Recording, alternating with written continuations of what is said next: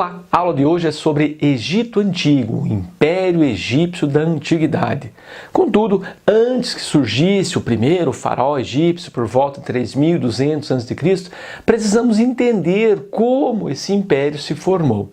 Primeiro, vamos dividir a região do Nilo em Baixo Egito e Alto Egito. Esses nomes, Baixo e Alto, se devem ao sentido da corrente do rio Nilo. Essa região chamada Alto Egito ela é geograficamente mais alta, então, portanto, o sentido lá do rio Nilo em direção ao Mediterrâneo, no chamado Baixo Egito. O Nilo nasce na região do Alto e corre na direção do Mediterrâneo, chamado de Baixo Egito. Muito bem.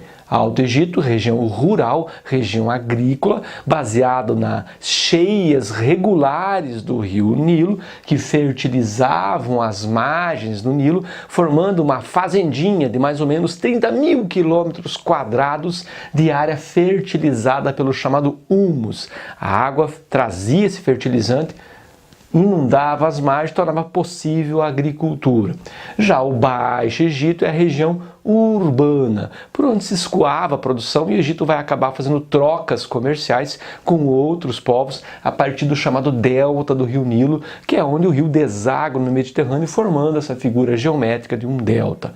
Muito bem, as primeiras povoações humanas a ocuparem tanto o Baixo Egito quanto o Alto Egito, os primeiros aldeamentos é como se fossem pequenas unidades autônomas aqui chamadas de nomos. Portanto, as primeiras povoações humanas a ocuparem tanto o Baixo quanto o Alto Egito, nomos. Diversos nomos foram sendo formados e cada nomo possuía um chefe, chamado de nomarca. Isso mesmo, nomarca. Cada nomo possuía um nomarca. Com o passar do tempo, com a evolução dos grupamentos humanos em torno tanto do Baixo quanto do Alto, surgirão o somatório dos nomos. Os diversos nomos que ocupavam o Baixo Egito vão formar o reino do Baixo Egito, a região urbana. Os diversos nomos que formavam o Alto Egito vão formar o reino do Alto Egito. Ocorre que, por volta de 3200 a.C., um imperador, provavelmente um rei do Alto Egito, chamado Menés, por guerra unifica os dois reinos. O reino do Alto Egito mais o reino do Baixo Egito, por Menés, formando o início do Império Egípcio. Entendeu? Vamos de novo. Os primeiros grupamentos humanos do Baixo Egito, nomos. Os primeiros grupamentos humanos do Alto Egito, nomos. Cada nomo tinha um chefe, chamado nomarca. O somatório, a reunião dos nomos do Baixo Egito, reino do Baixo Egito. A união dos nomos do Alto Egito, reino do Alto Egito. Por guerra, Menés, provavelmente um rei do Alto Egito, unifica os reinos, soma Baixo mais Alto Egito, formando o início do Império Egípcio. Muito bem, agora vamos pegar o Império Egípcio e vamos dividi-lo em pedaços, em camadas, indo, claro, da unidade com Menés em 3200 até sua decadência no Novo Império, quando os persas dominam os egípcios. Durante o chamado Antigo ou Alto Império, a região mais profunda do Império, que inicia-se com a unidade, temos que a capital do Império Egípcio era Mênfis. O Antigo Império, o Alto Império, é o período das pirâmides, como por exemplo as três famosas pirâmides de Gizé ou Giza que você vê na imagem, Quéops, Quéfren e Miquerinos. Quéops, a maior delas, Quéfren, aquela que diante de si tem a famosa esfinge, supostamente com o rosto do próprio faraó Quéfren, e finalmente Miquerinos, a menorzinha delas, aquela acompanhada de três pirâmides menores ou acessórias, provavelmente onde as suas esposas, as esposas de Miquerinos, estariam enterradas. Finalmente chegamos no Médio Império, um período de estremecimento e de expansão ao mesmo tempo. A capital muda para Tebas e o Império Egípcio começa a se expandir e a promover trocas comerciais com outros povos, a chamada expansão tebana. Mas, simultaneamente, é o momento da invasão dos Ixos. Os Ixos são um povo dito semita, que guarda um parentesco com os hebreus. Os Ixos invadem o Egito e passam a controlar o Egito. Mas tem uma boa notícia. Os Ixos trouxeram junto deles o uso do cavalo e o domínio do ferro. Isso mesmo. São os Hicsos que vão ensinar aos egípcios o uso dos cavalos e do ferro. Portanto, se você assistiu algum filme aí em que há construção de pirâmides e os caras estão utilizando cavalos e ferramentas de ferro, percebam o problema. As pirâmides são do Antigo Império. Já o cavalo e o ferro são do Médio Império, posteriores, portanto, à construção das pirâmides. Finalmente, chegamos ao Novo Império, quando ocorre a expulsão dos Hicsos e a volta da autonomia, do controle do Império Egípcio pelos próprios egípcios. Mas também é durante o Novo Império que um faraó chamado Amenófis IV, posteriormente rebatizado para Akhenaton, propõe um monoteísmo. Isso mesmo, um Egito politeísta tem uma tentativa monoteísta pelas mãos do faraó Amenófis IV, que passa a cultuar, a colocar como deus central o deus Aton, o disco solar. Claro que isso foi muito mal recebido pelas camadas, pelos sacerdotes, pelos nobres, que tinham outros deuses como os deuses principais. Amenófis IV é deposto e o seu famoso filho, o faraó menino Tutancâmon, restitui a Amon ao deus principal, ao seu topo da hierarquia divina. Vamos ver agora a estrutura social e entender um pouco mais como funcionava a cultura egípcia no próximo quadro. Muito bem, vamos continuar agora o estudo do Egito Antigo, dando atenção especial às questões políticas, culturais, econômicas e religiosas. Lembrando que o Egito está dentro do crescente fértil, é uma civilização hidráulica. Portanto, a base econômica do Egito depende das cheias regulares do rio Nilo. Sabia-se que do mês de junho ao mês de outubro, as águas do rio Nilo estavam subindo. Então, se sabia exatamente quando você deveria plantar ou colher às margens do rio Nilo. Portanto, a economia do Egito, dependente das cheias regulares, era a agricultura e a domesticação de animais, em especial a pecuária. Embora você saiba que a partir do Médio Império, o Egito começa a praticar trocas comerciais com os povos que circundavam a região, como por exemplo os fenícios. Contudo, esta economia, dependente das cheias regulares do rio Nilo, também dá origem à forma política do Estado egípcio, o poder teocrático. Se ele perguntasse em uma questão de vestibular, da onde nasce, como nasce o poder teocrático, o poder divino do faraó egípcio?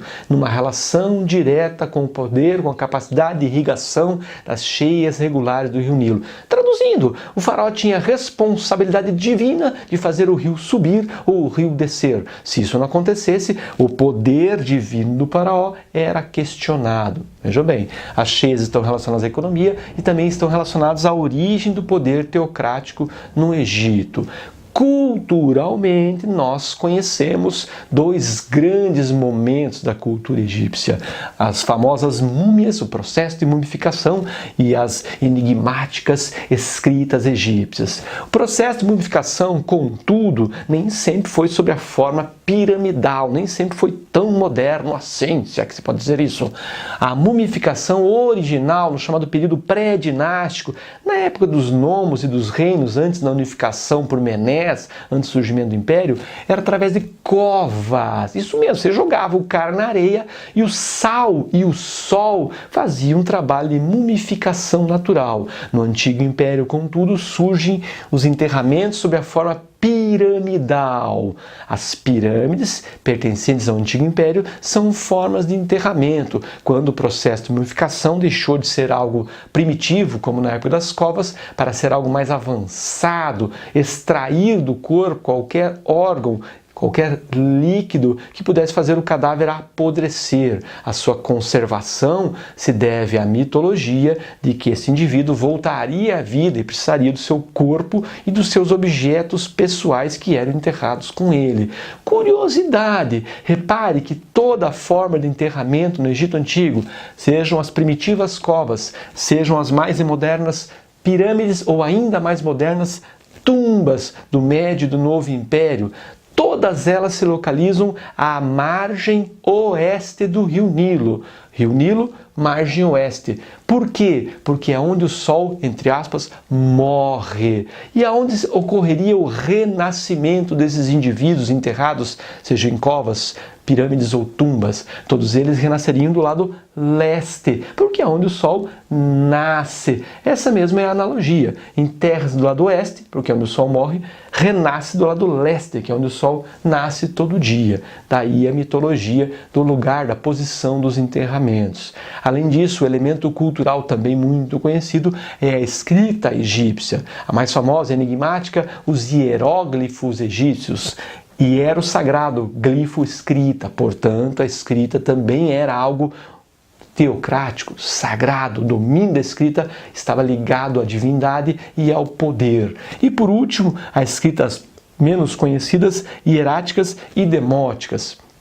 Pense assim, se você estivesse escrevendo um texto e esse texto fosse extremamente formal, um documento, um contrato, isso seria escrito em hieróglifo, reservado, por exemplo, aos grandes enterramentos, aos escritos nas pirâmides, nas tumbas. Contudo, se você fosse fazer uma escrita corriqueira, mas ainda assim formal, uma troca comercial, por exemplo, ou um contrato de prestação de serviço ou de obras, você usaria o hierático.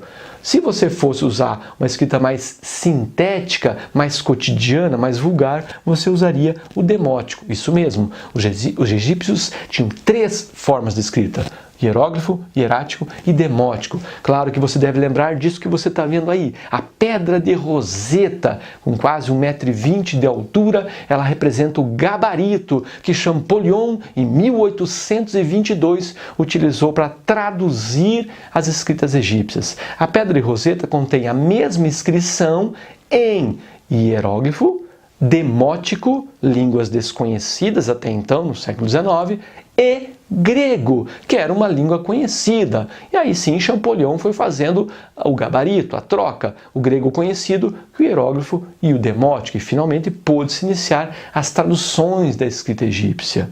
Muito bem, finalmente chegamos ao elemento religião. A religião egípcia, como das demais sociedades da antiguidade, era politeísta. Os deuses tinham formas humanas e animais. Por isso, antropozoomórfica, antropo-homem, zoo-animais. Morfo, forma de homens e animais. Então, o corpo de um homem, a cabeça de um íbis, corpo de um homem, cabeça de um touro, antropozoomórfica. Além disso, a religião egípcia era hierarquizada. Existiam deuses mais poderosos, menos poderosos. Contudo, você deve lembrar do quadro anterior, quando nós estudamos o caso de Amenófis IV, também chamado de Akhenaton. Amenófis IV propôs o monoteísmo, substituindo os demais deuses por um único deus, o Aton, o disco solar.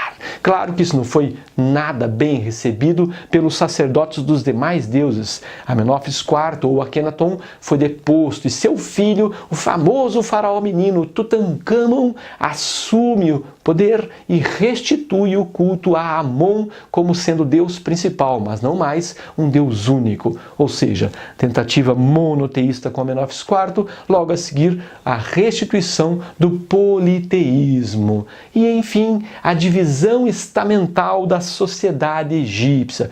Claro, uma sociedade teocrática estamental tem no topo o faraó, o deus humano. O faraó ao qual era reservado o privilégio da poligamia. Isso mesmo, o faraó era o único que podia ter mais de uma mulher. Por isso faraós como Ramsés II, que governou durante 67 anos, tinha 105 filhos, claro, de diversas mulheres e alguns até adotivos. Abaixo do faraó, as camadas da nobreza, os sacerdotes, os escribas e o exército, uma espécie de camada intermediária, mas nessa ordem. Próximo ao faraó, os sacerdotes, já que o poder é teocrático, aqueles que interpretam as vontades dos deuses, estão mais próximos do faraó. Os seus próximos parentes sanguíneos, a nobreza, também próximo ao faraó. Mais abaixo os escribas, lembra, a escrita é sagrada. Os escribas, então, têm um alto poder social. Abaixo deles o exército. O império depende de suas forças armadas, então o exército também ocupa uma camada intermediária, embora abaixo de sacerdotes, nobreza, escribas e, finalmente, o exército. Uma outra camada intermediária, os artesãos e os camponeses, os produtores, artesãos e os camponeses produtores rurais, camponeses esses também chamados de felás. E claro, toda a pirâmide da antiguidade tem na base a escravidão. Cuidado com tudo que a forma econômica do Egito não é escravista, ela é chamada de modo de produção asiático, uma vez que o faraó detinha a propriedade de tudo e apenas alguns poucos nobres detinham propriedade privada, mas toda a terra do Egito pertencia ao faraó, toda a produção do Egito pertencia ao faraó.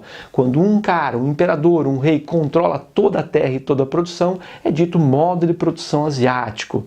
Mais tarde, quando você for estudar Grécia e Roma, você vai ver sociedades aí sim ditas escravistas. Cuidado com isso e até a próxima aula!